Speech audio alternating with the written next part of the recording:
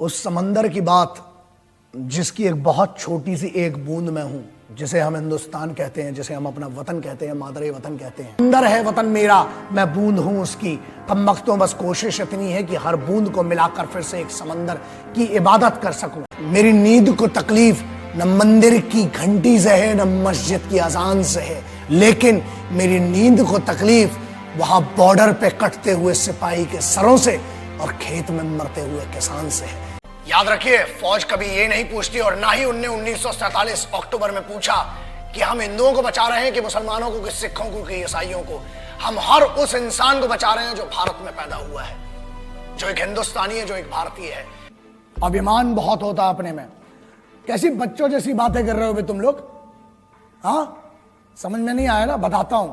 अबे हमारे इधर तो बेवड़े भी होते हैं ना, वो भी गुस्से में एक दूसरे को गुटखा नहीं देते हैं।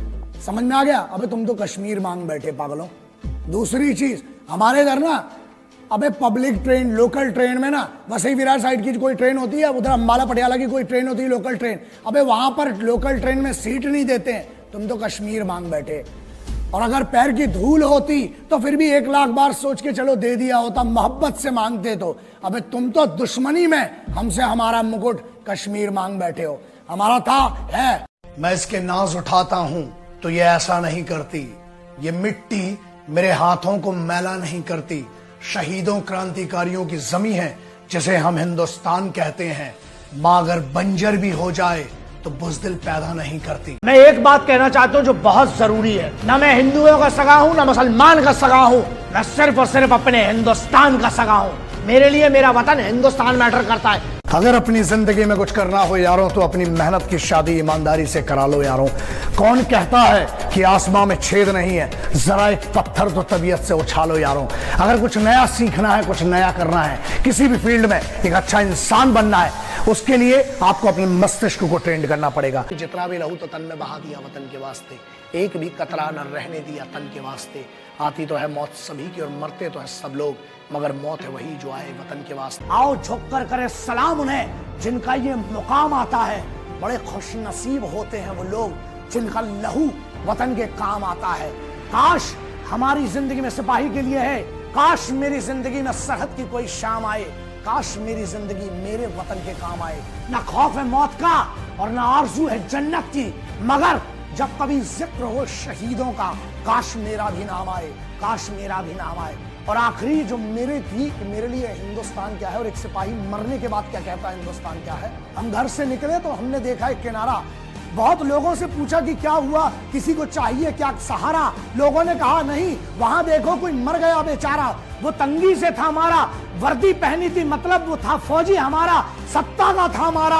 अरे जब पास देकर हमने उसको जाकर देखा, वर्दी उठा के देखी तो मरने के पहले उसने खंजर से लिखा था, सारे जहां से अच्छा हिंदुस्तान हमारा, सारे जहां से। तो आज ये बताइए, किस धर्म में कुछ लोगों ने आतंकवाद को इस्लाम से जोड़ दिया, कुछ ने हिंदुओं से जोड़ दिया और भगवाकरण से जोड़ दिया। किस प्रकार के बेवकूफ हैं आप लोग, समझ में नहीं आता है। पहले एक बात बताइए, पहले भी कह चुका हूं कि किसी भी धर्म में मारना नहीं है, पहली चीज। दूसरा, अगर आप अपने आप को योद्धा समझते हैं, चले शत्रुओं वाला आप गुण दिखाते हैं, हथियार लेकर आते हैं, तो पहला नियम है, बच्चे, बूढ़े, मासूम और निहत्तों पर कभी हथियार नहीं चलाया जाता। अमरनाथ में क्या हुआ? यह कहा कि पहलवानी और यह कहा कि जिसको मैं, लोग कहते हैं ना आप गाली बकते हैं, गाली नहीं है, उपाधियां हैं। पहले लोग बने फिर उनकी डेजिग्नेशन बनी जिनको आप लोग गालियां कहते हैं। यार मुझे कोई शौक नहीं है यहां पर आकर पागलों के जैसा चिल्लाना है, आप लोगों से बात करना है, ये लेकिन ये मेरी जिम्मेदारी है, क्योंकि मुझे पता है आर्टिकल 51 अल्फा मुझे जिम्मेदारी देता है इस राष्ट्र की हर धरोहर का सम्मान करना, इस राष्ट्र की संपत्ति का, इस राष्ट्र की संविधान का, इस राष्ट्र के लोगों का, इस राष्ट्र के जितने भी हमारे प्रोटोकॉल हैं, इस राष्ट्र। मौत की मंडियों में सबने बढ़ बढ़ के बोलियां दी हैं, जब भी मांगी मेरे देश ने कुर्बानी, माओ ने भर भर के झोलियां दी हैं। बहुत कंप्लेंट्स है लोगों की। कंफर्टेबल जो लोग हैं प्लीज ना देखें, छोटे और कमजोर दिल वालों के लिए मैं बात ही नहीं करता हूं। बहुत इज्जत से कम होता है, इन गद्दारों के लिए तो इज्जत कभी नहीं, लेकिन फिर भी एक इज्जत से यह है कि कब तक साली कड़ी निंदा, कब निकलेगा भाई डंडा। इसके आगे तभी देखना जब कुछ वक्त हो खाली। ऐसा है, बहुत सारे कामों के लिए वक्त निकाला जाता है। आज इस देशभक्ति के लिए आज अपने देश के लिए, उन योद्धाओं के लिए, उन वीरों के लिए, वीरांगनाओं के लिए, उन शहीदों के लिए चंद मिनट आपसे मांग नहीं रहा हूं, सलाह दे रहा हूं। देखना हो देखो, वरना अपने काम पर लग सकते हो, कोई फर्क नहीं पड़ता है। क्योंकि जिसे देश से मोहब्बत है वो तो इसके आगे देखेगा और उसके खून में उबाल आएगा और फिर से इज्जत आएगी और लहू में लाल रंग। तो वो एक ही हस्ती है जिसने ये सारा जहां बनाया है। कुछ उसे सजदे में अल्लाह कहते हैं तो कुछ झुककर उसे भगवान कहते हैं। बस एक ही है मंजिल सबकी, बस लोगों के तराने बदलते रहते हैं।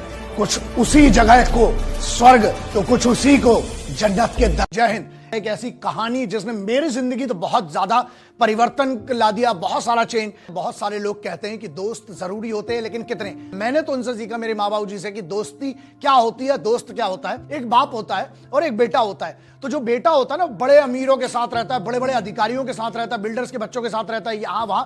तो उसका बाप बोलता, बेटा कहाँ घूमता रहता है? अरे बोले, पापा आपका तो कोई दोस्त नहीं है, आप क्या जानो कि दोस्ती क्या होती है, वी चिल जनरली। उसका बाप फिर क्या बोलता है, एक काम कर, मुझे 10,000 रुपए चाहिए, मुझे लाके देगा, आज मेरा एटीएम नहीं चल रहा है, ये और वो लड़का जाता है, बोले पापा it's just a small thing, I will get that money with in seconds. ऐसा करके चला जाता है, पूरा दिन घूमता है। अब उसके बाद आया, परेशान हो गए, पापा से गुस्सा हो गए, बोले अरे यार पापा लाके परसों लाके दे दूंगा, ऐसा वैसा किया। उसका बाप उसको रात को 2-2:30 बजे लेके जाता है, बोले चल बेटा, एक गली में जाता है, वहां पर एक दरवाजा खटखटाता है। अरे यार पापा, ये कौन टाइप का दोस्त है आपका, किस टाइप का दोस्त है? इसने आपको देखा और ये अंदर चला गया। वो जो बूढ़ा आदमी होता है ना, वो तुरंत 2 मिनट के अंदर लौट के आता है, एक हाथ में तलवार होती है, दूसरे हाथ में। मुझे न तन चाहिए न धन चाहिए, बस अमन से भरा ये वतन चाहिए।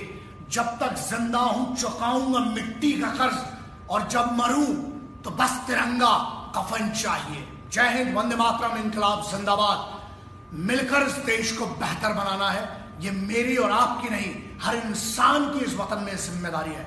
इनकलाब जिंदाबाद, भारत माता की जय, वंदे मातरम, जय जवान जय किसान। अपनी इज्जत और अपनी फैमिली की इज्जत, उस सेल्फ रिस्पेक्ट को कभी किसी को खेलने मत देना उससे दोस्त, क्योंकि वो हमारी असली पहचान है। जय हिंद, वंदे मातरम, इनकलाब जिंदाबाद, भारत माता की जय। जीतता वो है जो खुद को जीतता है और बार बार जीतता है। और बार बार की जीत मालूम कब शुरू होती है? आपकी जीत और हार सुबह डिसाइड हो जाती है कि आप जीतोगे या हारोगे। मालूम है कब? जब पहली बार अलार्म बजता है और आप उसको स्नूज कर देते हो, आप हार चुके हो। मानो मेरी बात, आपने अगर वो अलार्म स्नूज कर दिया ना, मतलब आप हार गए हो। आपका बॉडी और ब्रेन कोऑर्डिनेट नहीं कर रहा है, आपका माइंड और बॉडी साथ नहीं दे रहा है। बटो मत यारो, धर्मों में मत बटो। कभी आधे हिंदू मुसलमान सिख ईसाई में बट रहे हैं, कोई रिजर्वेशन के लिए बट रहे हैं। आखिरी वही लाइन है ना कि कभी कोई देखो, हम कुछ लोगों को देखो कि कुछ वोटों के लिए मर गए, कुछ नोटों के लिए मर गए, कुछ रिजर्वेशन जाट पंडित ब्राह्मण मुस्लिम हिंदू सिख ईसाई में मर गए। ऊपर बैठे होंगे वो क्रांतिकारी और शहीद फौज के, सोचते होंगे हम भी किन किन के लिए मर गए। समझ लेना यार, उनकी शहादतों पर सवाल मत उठाओ। तिरंगा जो फहरा रहा है ना, बहुत लहू है लोगों का, उसकी इज्जत कीजिए। मिलकर रहिए, हिंदू मुस्लिम सिख ईसाई, महिलाओं का सम्मान कीजिए, भारत का संविधान का सम्मान कीजिए, इसके राष्ट्रीय चिन्हों का सम्मान कीजिए। मिलकर रहिए और इस वतन को बेहतर बनाने के लिए अपनी तरफ से जो कोशिश कर सकते हैं